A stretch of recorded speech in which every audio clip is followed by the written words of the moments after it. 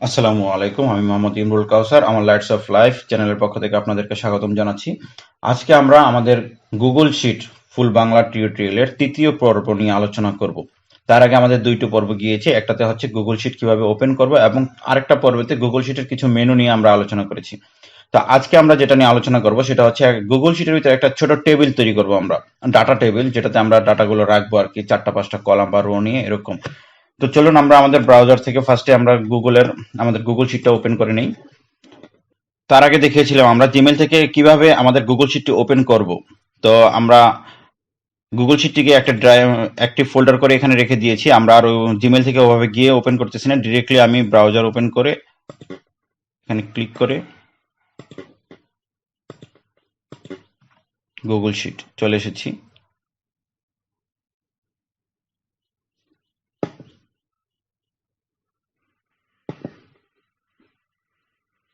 পূর্বের সমস্ত ডাটাগুলো আমি মুছে দিচ্ছি,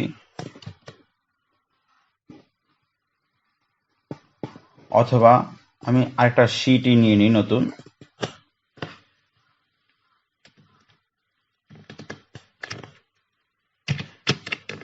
আজকে কাজ করার জন্য আমি একটা শিট নিয়ে নিয়েছি। এখানে আমি একটা টেবিল তৈরি করব। দেখা গেছে 4টা 5টা রো নেব আর কলাম নেব। তো আমি ফার্স্ট যেটা নেম একটা লিস্ট তৈরি করছি, সিরিয়াল নাম্বার সাপোজ আমার একটা অফিসের কিছু এমপ্লয়ি লিস্ট তৈরি করছি আমি। নেম, সিরিয়াল নাম্বার, এজ,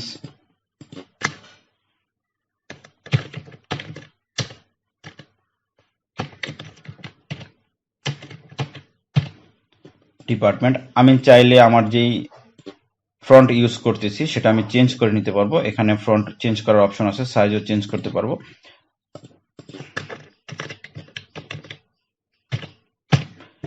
এই থাকলো কলাম, 1 2 3 4 5টা কলাম ই পর্যন্ত, এ থেকে ই পর্যন্ত।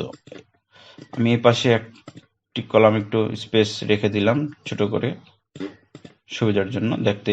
সিরিয়াল নাম্বার দেব আমি ফার্স্টে, প্রথম সবগুলাকে যতগুলো আমার রো লাগবে অতটুকুলো নিয়ে আমি এটাকে বর্ডার দিয়ে দিলাম। এই যে এখন প্রতিটা আলাদা আলাদা বর্ডার হয়ে গেছে, খুব খুব খুব খুব দেখাচ্ছে। আমি সিরিয়াল নাম্বারটা দিয়ে নিই 1 2, তারপর আমি দুইটাকে সিলেক্ট করে এই কর্নারে এটাতে ধরে টান দেব। 10 পর্যন্ত চলে এসেছে, আমার লাগবে না, আমি এই বর্ডারটা উঠিয়ে দিচ্ছি। এই বর্ডারে ক্লিক করে নো বর্ডার।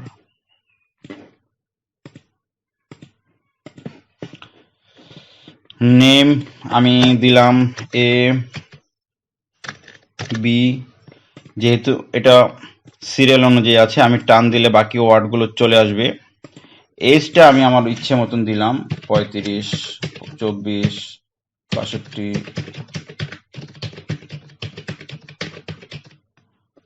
এটা একটু একটা ডিজিট বেশি পড়ে গিয়েছে, কমিয়ে দিচ্ছি।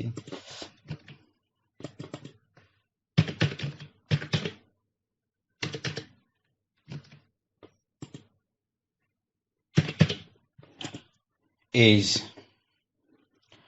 ডিপার্টমেন্ট, এখানে দেখা গেছে কিছু ডিপার্টমেন্টের নাম লিখি আমি।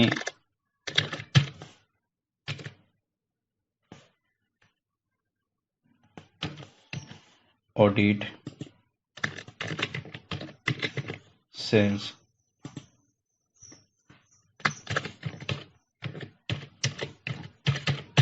প্রোডাকশন,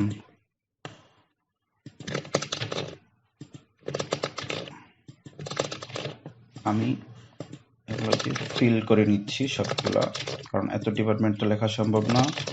যা লিখেছি কয়েকটা সেটাতেই হয়ে যাবে।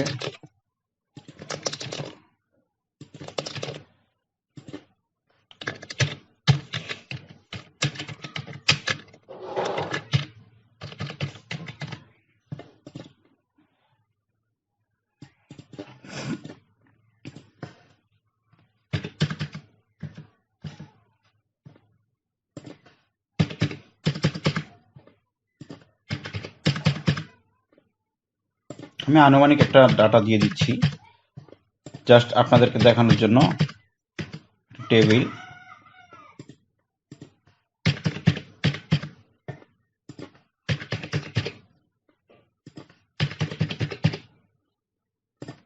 টাকা একটু বাড়িয়ে দেওয়ার দরকার ছিল, যেহেতু এইভাবে দিতেছি, কি দরকার কম টাকার স্যালারি দেখানো, আর বেশি বেশি দেখানোর দরকার ছিল। যাই হোক, আমাদের ডাটা ইনপুট করা হয়ে গিয়েছে। আমাদের এই এজটা এগুলা এক সাইডে চলে আসছে। আমরা এখানে অ্যালাইন দেখেছিলাম, মিডল দিয়ে দিলাম, দেখতে সুন্দর লাগবে। এটাও আমাদের অ্যালাইনটা ঠিক নেই, একটু মিডলে দিয়ে দেই, ভাল লাগবে। এটার অ্যালাইনটাও ঠিক নেই, মাঝে দিয়ে দিলাম, লেখাগুলো সুন্দর দেখতে, সিরিয়াল নাম্বার। এখন এই যে আমরা একটু এডিট করি, সাজানো গোছানোর কাজ করি, এটার লেখাগুলোর কালার চেঞ্জ করব। লেখাগুলোর কি কালার দেব? লেখাগুলো একবার রেড কালার দিয়ে একটু বোল্ড করে দিই, যেহেতু হেডিং, ফ্রন্টে একটু বাড়িয়ে দিই, 12 করে দিলাম। ব্যাকগ্রাউন্ডের কালারটাকে হালকা একটু ঝাপসা ঝাপসা দিয়ে দিলাম, বুঝতে সুবিধা হবে। আর এই লেখাগুলোকে তাও কালার চেঞ্জ করে দিই, একটু নীলচে নীলচে করে দিই, স্পষ্ট বোঝা যাচ্ছে না, অন্য একটা কালার দেব। এইবার ঠিক আছে। ব্যাকগ্রাউন্ড, এটারও ব্যাকগ্রাউন্ড চেঞ্জ করে দিই।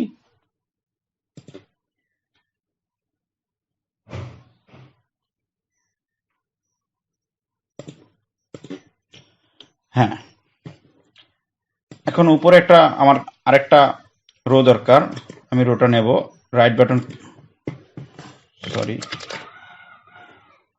এখন উপরে আমার একটা রো দরকার, আমি একটা হেডিং দেব। তো আমি রাইট বাটন ক্লিক করে ইনসার্ট অ্যাবাব দিলাম, উপরে একটা রো চলে এসেছে। আমি রোটাকে মার্জ করে নিই, মার্জ করে নিলাম। এখন রোটা পুরোটাকে একটা সেলের মতন হয়ে গিয়েছে। আমি এটাতে হেডিং দেব,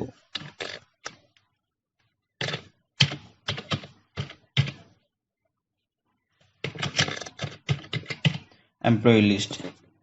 ফ্রন্টটা আগেরটাই ব্যাকগ্রাউন্ড ধরে রেখেছে, আমি ব্যাকগ্রাউন্ড চেঞ্জ করে দেই, কালার ঠিক আছে। যাই হোক, এই হচ্ছে আমার এমপ্লয়ি লিস্ট, একটা ছোট একটা টেবিল আমি ক্রিয়েট করলাম আপনাদেরকে দেখানোর জন্য।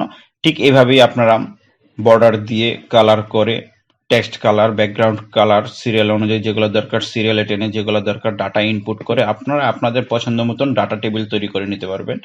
তো তার পরবর্তী পর্বে আমরা দেখব ফিল্টার কিভাবে করতে হয়, এবং আমরা আরো কিছু নতুন নতুন জিনিস নিয়ে কাজ করব। আমার ডাটা টেবিল অনেক ডাটা থাকলে সেখানে ফিল্টার করার প্রয়োজন থাকতে পারে, সেগুলো নিয়ে আমরা পরবর্তীতে আলোচনা করব। ধন্যবাদ আপনাদেরকে সময় দেওয়ার জন্য, ভালো থাকবেন, আসসালামু আলাইকুম।